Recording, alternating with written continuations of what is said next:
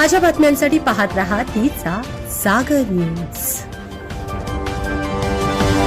राष्ट्रवादी काँग्रेस शरदचंद्र पवार पक्षाचे प्रदेशाध्यक्ष जयंत पाटील यांच्या पराभवासाठी उपमुख्यमंत्री अजित पवार यांनी चांगलीच कंबर कसली आहे। अजितदादांनी जयंत पाटील यांचे कट्टर विरोधक आणि भाजपचे जिल्हाध्यक्ष निशिकांत पाटील यांनाच आपल्याकडे खेचले आहे। त्यांना राष्ट्रवादीत घेत इस्लामपूर मतदारसंघातून तिकीटही जाहीर केलं।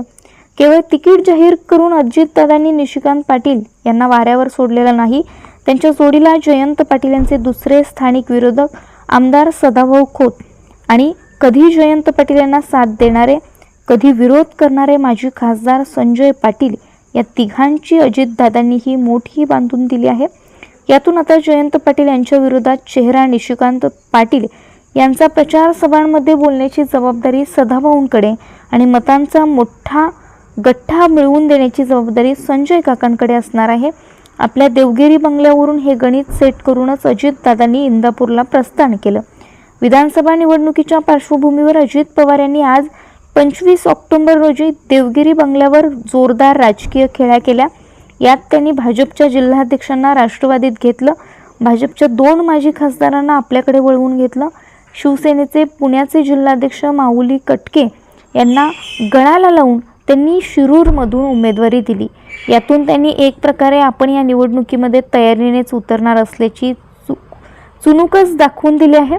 याच खेळीतून शरद पवार यांच्या पक्षाच्या विजयासाठी महाराष्ट्रभर फिरणाऱ्या जयंत पाटील यांनाही अडचणीत आणण्यासाठी अजितदादांनी डाव आखला। 2 पाटील आणि सदाभाऊ खोत यांची मोठ बांधून देत भाजपचे सांगलीतील सगळे केडर जयंत पाटील यांच्या विरोधात उभे केले आहे। त्यामुळे जयंत पाटील इस्लामपूरमध्येच अडकून राहतील, ते फार काळ राज्यभर फिरणार नाहीत याची दक्षता अजितदादांनी घेतली आहे। निशिकांत पाटील हे मागील काही वर्षांपासून जयंत पाटील यांचे परंपरागत विरोधक म्हणून उभे राहिले। 2019 मध्ये विधानसभा निवडणुकीपूर्वी इस्लामपूर मतदारसंघ भाजपासाठी सुटणार आणि निशिकांत पाटील उभे राहणार अशी चर्चा होती। जयंत पाटील यांच्या विरोधात वातावरण निर्मितीही झाली होती। या वातावरण निर्मितीला इस्लामपूर पालिकेतील सत्तांतरांची किनारही होती, पण ऐनवेळी जागा शिवसेनेला सुटली आणि गौरव नाईकवडी यांना उमेदवारी मिळाली। त्यावेळी निशिकांत पाटील यांनी बंडखोरी करत अपक्ष निवडणूक लढवली। निशिकांत आणि गौरव यांच्यात मतविभागणी झाली, पण तरीही जवळपास 72,000 मतांच्या फरकाने जयंत पाटील विजयी झाले होते। थोडक्यात जयंत पाटील यांचे विरोधक शेवटच्या क्षणी एकजूट राहत नाहीत, हा या मतदारसंघातील इतिहास आहे।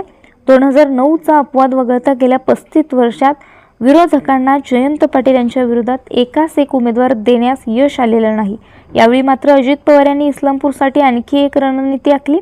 मुख्यमंत्री एकनाथ शिंदे आणि उपमुख्यमंत्री देवेंद्र फडणवीस यांच्यासोबत चर्चा करत अजित पवार यांनी एकास एक लढतीसाठी एकमत तयार केलं। यंदा गौरव नाईकवडी आणि आनंदराव पवार यांनी शिवसेनेकडून उमेदवारीची मागणी केली, तर निशिकांत पाटील भाजपकडून इच्छुक होते। पण 2 दिवसांपूर्वी घडामोडी घडल्या। निशिकांत पाटील यांना राष्ट्रवादीत घेण्याचं ठरलं, पण अचानक पाटील यांचा पक्षप्रवेश होल्डवर ठेवत एकनाथ शिंदे यांनी गौरव नाईकवडी यांना मुंबईला बोलावून घेतलं। त्यांच्याशी चर्चा झाली, त्यानंतर एकाच एक उमेदवार देण्यास ठरत निशिकांत पाटील यांच्या उमेदवारीवर शिक्कामोर्तब झालेला आहे। बैठकीत अजितदादांनी तासगाव कवटेमंकाळची ही फिल्डिंग लावून दिली। संजय काका पाटील हे दिवंगत RR पाटील यांचे कट्टर विरोधक म्हणून ओळखले जातात। आबा जिवंत असोपर्यंत या दोघांचं एक दिवसही सक्क जमलं नाही। अगदी तासगावमधील एखाद्या ग्रामपंचायत निवडणुकीपासून नगरपालिका, पंचायत समिती आणि विधानसभा निवडणुकीमध्ये दोघांचे वेगळे तंबू असायचे। एक काळ तर असा होता की संजय काका पाटील आणि RR पाटील हे दोघेही राष्ट्रवादीचेच आमदार, पण खुद्द शरद पवार यांनीही या दोघांचा समेट घडवून आणता आलं नाही। आता याच संजय काका पाटील यांना अजितदादांनी RR पाटील यांचे चिरंजीव आणि शरदचंद्र पवार पक्षाचे उमेदवार रोहित पाटील यांच्या विरोधात उभे केले आहे। त्यामुळे तासगाव कवटेमंकाळची ही लढत ही संपूर्ण राज्यभर गाजणार। तिचा जागर न्यूज शेजारी दिलेलं बेल आयकॉन म्हणजे घंटी दाबा, जेणेकरून तुम्हाला आमच्या साऱ्या अपडेट्स येत